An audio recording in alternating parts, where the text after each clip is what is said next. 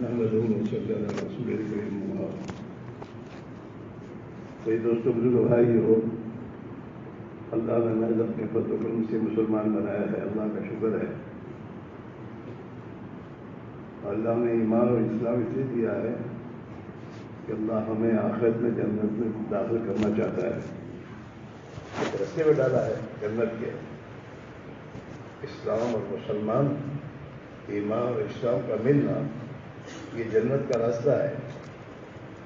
اس پر جو بھی انسان جہاں بھی جس زمانے میں اس کے مطابق زندگی گزارے گا وہ جنت کے راستے پہ چل رہا ہے۔ وَأَنَّ هَذَا صِرَاطِي مُسْتَقِيمًا فَاتَّبِعُوهُ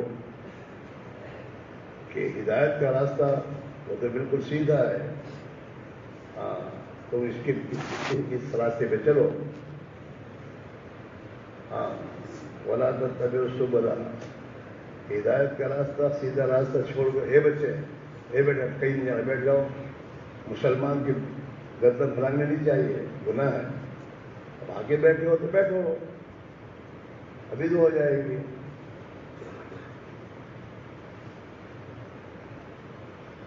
تو اللہ نے قرآن میں ہی بات ہے، لیکن ہمارا راستہ وہ سیدھا ہے، ایمان کا راستہ، اسلام کا راستہ۔ اس راستے پر اپنے آپ کو چلاؤ، فاتبعوہ اس کی پیروی کرو۔ وَلَا تَتَّبِعُوا السُّبُلَ فَتَفَرَّقَ بِكُمْ عَنْ سَبِيلِهِ اور اس راستے کو چھوڑ کر دوسرے کسی راستے سے بچ جاؤ۔ وہ دوسرا راستہ کون سا ہے؟ وہ دوسرے راستے خواہشات کے راستے ہیں۔ سنت کا راستہ چھوڑ کر فیشن پرستی کے راستے یہ دوسرے راستے ہیں۔ اسلام کو چھوڑ کر دوسرے کسی طریقوں پر زندگی لے کر جانا یہ آدمی کو کسی اور جگہ لے جائے گا۔ وَلَا تَتَّبِعُوا السُّبُلَ ہدایت کا راستہ تو ایک ہی ہے اور گمراہی کے راستے بہت ہیں۔ جنت کی طرف لے جانے کا راستہ ایک ہی ہے، ایمان کا، ہدایت کا، اسلام کا۔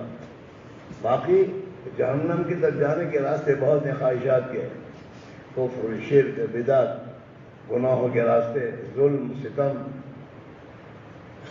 اللہ کی نافرمانیاں، یہ سب راستے گمراہی کے راستے ہیں۔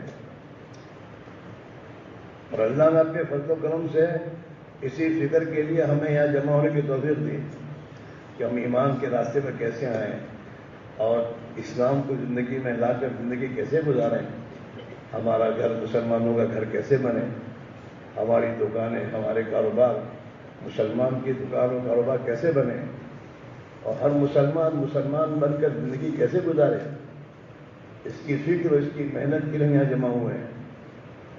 اور 2 دن سے اسی کو سمجھایا جا رہا ہے بیانات میں کہ ہماری زندگی میں ایمان اسلام اس طرح آئے گا، ہم ایمان کی محنت کریں گے، ایمان کے تذکرے کریں گے، اللہ کو جتنا، اللہ کی بڑائی کو بولیں گے، اللہ سے ڈرنے کو جتنا بولیں گے، جنت اور جہنم کے تذکرے جتنا کریں گے، اس کے ذریعے ہمارے ایمان میں اس چیز کی کیفیت پیدا ہوگی جو ہمیں گناہوں سے بچائے گی اور اللہ کی اطاعت کے راستے پر ڈالے گی۔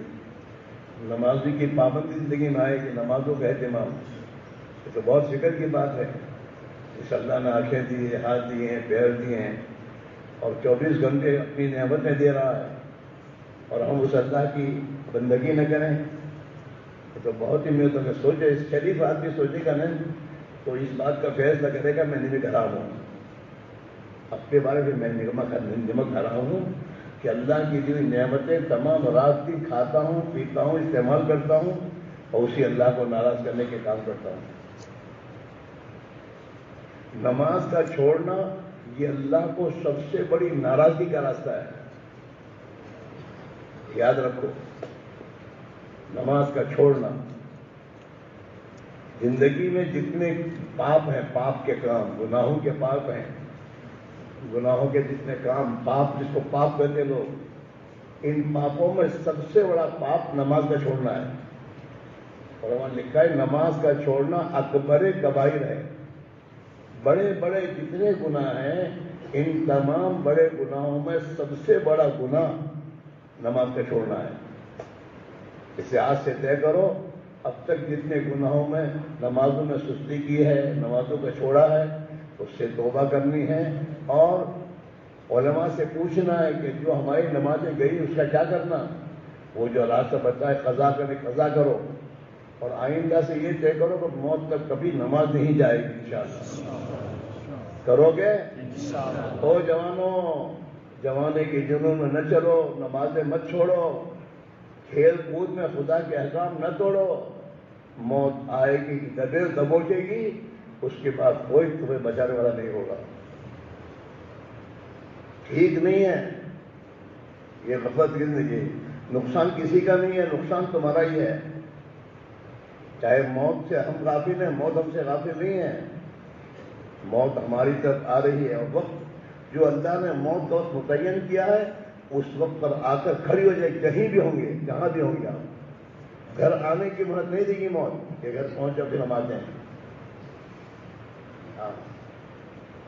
اس کے میرے بھائیوں، اجتماع میں پہنچے ہو تو آج سے طے کرو کہ گناہوں سے بچنا ہے. جب گناہوں سے بچنے کا طے کرو کہ اللہ بچائے گا. ہاں، اور اللہ کے بندے کی اطاعت کا فیصلہ کرو کہ اللہ اس کی بندے اطاعت کرنے کی توفیق دے گا. جیسے تم میں بہت سے ہیں جو 5 وقت کی نماز کی پابندی نہیں کرتے لیکن جمعہ کی نماز پابندی سے پڑھتے ہیں. جمعہ کی نماز کبھی نہیں چھوٹتی ان کی. اللہ انہیں توفیق دیتا ہے جمعہ کی نماز پڑھنے کی. کیوں؟ اس لیے کہ ان کے اندر کا فیصلہ یہ ہے کہ جمعہ کی نماز کسی حال میں نہیں چھوڑوں گا. تو اللہ جمعہ کے دن اسے توفیق دیتے ہیں. جمعہ کے دن وقت سے پہلے گھر جاتا ہے، نہاتا ہے، دھوتا ہے، کپڑے پہنتا ہے اور 5 وقت کی نماز پڑھنے والے سے پہلے اللہ اس کو اپنے گھر سے نکال کر مسجد پہنچاتا ہے. وہی اللہ ہے. اگر آج سے یہ طے کرو گے گناہوں سے بچوں گا اور اللہ کی اطاعت زندگی گزاروں گا اور نبی والے طریقے پر زندگی گزاروں گا اور نبی والا درد، نبی والی فکر، نبی والی زندگی گزاروں گا تو پھر اللہ تعالیٰ اس زندگی پر زندگی گزارنا آسان کر دے گا. اور یہ راستہ صراط مستقیم ہے اور اس پر زندگی گزارو گے تو اللہ دنیا میں عزت دے گا، دنیا میں عزت دے گا، سکون چین کی زندگی دے گا، برکت کی زندگیاں دے گا، خیر و برکت. تمہارے گھروں میں الفت و محبت کی زندگی آئیں گی. ایک دوسرے کے ساتھ ہمدردی، خیر خواہی کے جذبات پیدا ہوں گے. ہمارے محلوں میں ہم ایک دوسرے کے دشمن نہیں بنیں گے، ہم ایک دوسرے کے بھائی بن کے جئیں گے، ایک دوسرے کے کام آنے والے بنیں گے، ایک دوسرے کو نقصان پہنچانے کی نہیں سوچیں گے. ہاں، جب نبی والی محنت ہوگی، نبی والی محنت سے جڑو گے اور ان اعمال کو جیسے کہا گیا اپنے گھروں میں فضائل کی تعلیم کو زندہ کرو. اپنی نبی کی زندگی کو سناؤ اپنے پاس بچوں کو. نبی کی زندگی کیا تھی، صحابہ کی زندگی کیا تھی، صحابہ کی عورتیں زندگی کیسے گزارتی تھیں، ان کی جوان بچوں کی زندگی کا حال کیا تھا. یہ اس فضائل کی کتابوں کو جب پڑھو گے تو گھر میں یہ باتیں ہمارے بال بچے سنیں گے اور ان فضائل کی تعلیم کے ذریعے ان کے اندر دین پر چلنے کا شوق اور غلبہ پیدا ہوگا. نماز کا، نماز کی پابندی کا، تہجد کی نمازوں کا، روزے رکھنے کا جذبہ پیدا ہوگا تمہاری عورتوں میں. ہاں، فضائل سنیں گی وہ. رجب کے روزے کے فضائل کیا ہیں؟ وہ رجب کے مہینے کی روزے رکھنا شروع کریں گے. ابھی محرم کا مہینہ چل رہا ہے اور محرم کے مہینے میں عاشور کا روزہ بہت بڑی فضیلت رکھتا ہے.